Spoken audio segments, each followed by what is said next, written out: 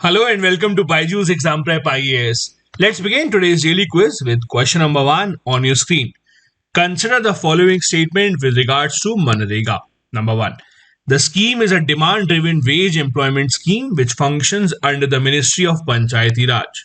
Second, every adult member of a household in a rural area with a job card is eligible for a job under the scheme.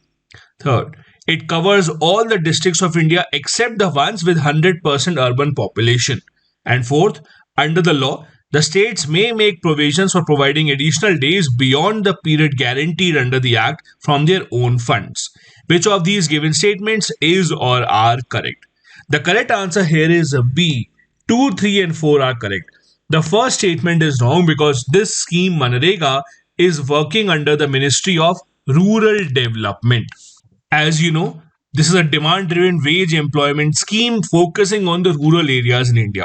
Under the scheme, every adult member of a household willing to get an unskilled manual job shall be provided a job. It covers all the districts of India except the ones which do not have any rural areas.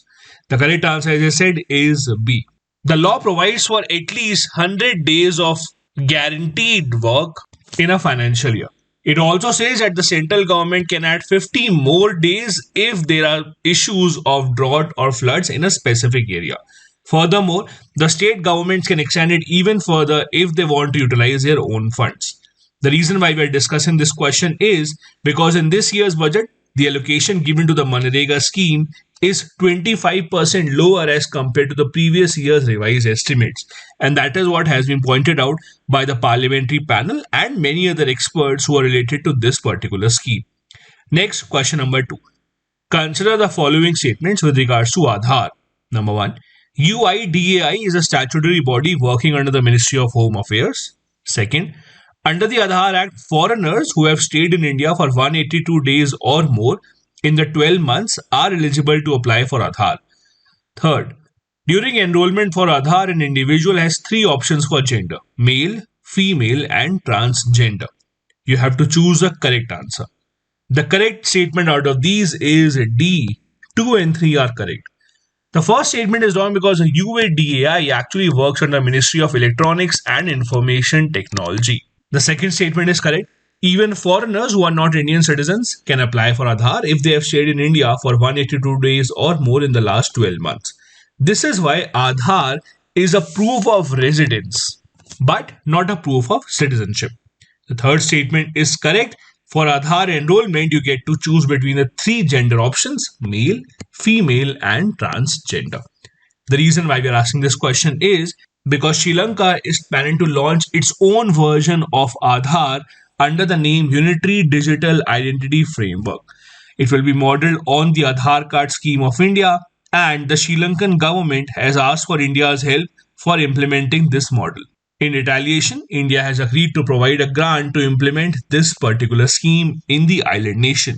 It comes in the middle of the time when India is offering continuous economic assistance to Sri Lanka, which has totaled of about $1.4 billion since the beginning of this year, to help Sri Lanka come out of its foreign exchange crisis, which is the largest in its history.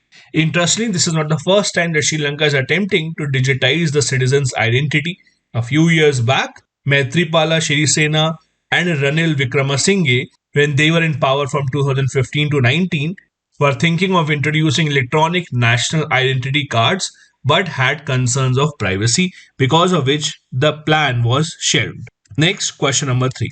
As per the FRBM Act, the target for debt to GDP ratio for the central government is 20%, 40%, 60%, or 80%. The correct answer here is B, 40%. As per the Act, for the central government, the target that they should aim to achieve is 20%. At the same time, the state governments in India should aim to achieve a target of 20%. So the total national target will be 60%.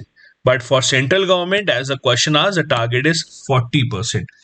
The reason why we are asking this question is because the Finance Secretary of the Government of India is unhappy with the global rating agencies, saying that India's rating as per the international agencies is not fair. A lot of developed nations have a much higher debt to GDP ratio as compared to India, but have been given a better rating by these rating agencies such as Fitch and others. The finance secretary has said that our debt to GDP ratio is far lower than that of US, Japan, and other highly rated countries in Europe. Our GDP has been growing at a faster pace than those countries which have been given a triple A rating by these rating agencies, and thus it is disappointing that their outlook towards India seems a bit biased. Next, question number 4. Consider the following statements with regards to the FCRA, the Foreign Contribution Regulation Act. Number 1. Foreign funding of persons in India is regulated under FCRA Act and is implemented by the Ministry of Home Affairs. Second, under the Act, the organizations are required to register themselves every 5 years. Third, the Act states that foreign contributions must be received only in an account designated by the bank as FCRA account in such branches of the State Bank of India only. Which of these given statements is or are correct? The correct answer here is D. All the three given statements are correct. As you know, as per the Government of India, if you have to receive foreign contributions, you can only receive it in a bank that is actually opened up as an FCRA account in the State Bank of India's Delhi main branch. As you would know, there are thousands and lakhs of NGOs across the country who would like to receive foreign funding. So, for all of them to come to Delhi and get a bank account open up, especially at the SBI main branch in Delhi, would not be easy. And that is why the State Bank of India released a notification that you don't have to physically come to Delhi. You can submit all the documents in the nearby SBI branch, and the SBI main branch of Delhi will look into the documents and open up your account automatically. All the three given statements here are correct. The reason why we are asking this question is that the Ministry of Home Affairs has renewed the FCRA registration for the Public Health Foundation of India, which is an advocacy group working in the field of public health. As we just discussed, the FCRA notification is given to the organizations for a period of 5 years only, and it has to be renewed every 5 years. The act was passed to ensure that if an NGO or any organization receives foreign funds, they are utilized for the correct purposes, for the purpose for which the fund was taken from them. This NGO receives most of its funding from Bill and Melinda Gates Foundation from the US. Next is a previous year question from 2020.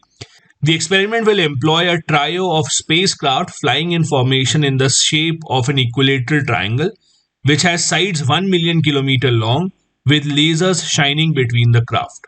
The experiment in the question refers to Voyager 2, New Horizons, LISA Pathfinder, or Evolved LISA. The correct answer here is D, Evolved LISA, or ELISA as it is fondly called.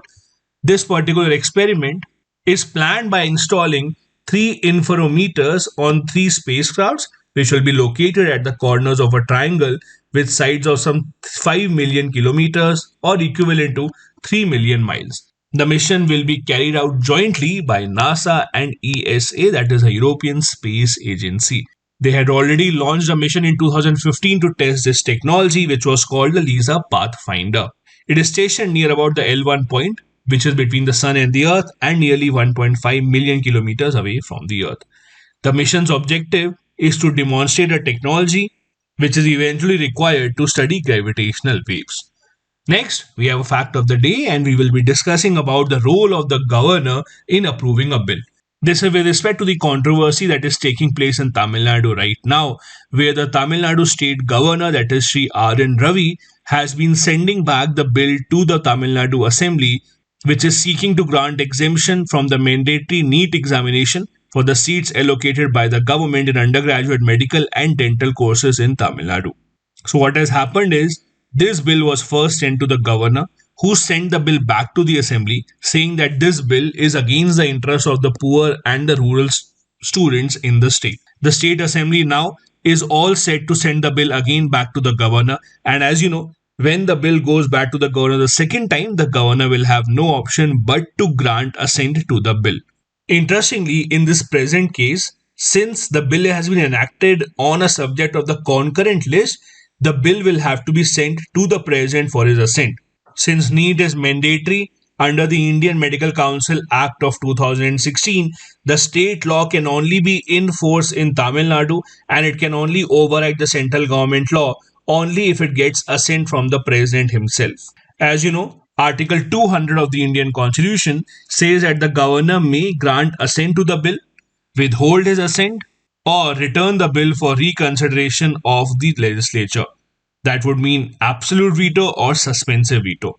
Or the governor may also reserve the bill for the President of India and present to him for his assent.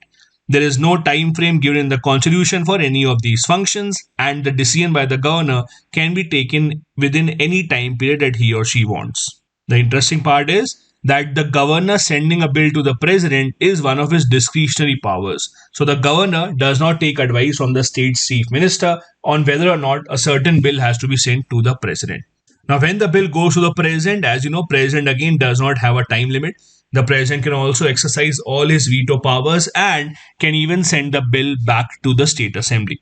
The interesting part is if the state assembly returns the bill again to the president again, even in the second time, is not bound to give assent to the bill. In simple words, the state assembly can override the suspensive veto of the governor, but the state assembly cannot override the suspensive veto of the president of India. You must also understand that whenever the president or the governor send the bill back to the parliament or the state legislature, it is extremely rare for the parliament or the state legislature to send the bill back once again. If they do, it would have to be signed, but it is very, very rare that they try to override the veto of the governor or the president. This is it for today's video. Thank you so much for watching.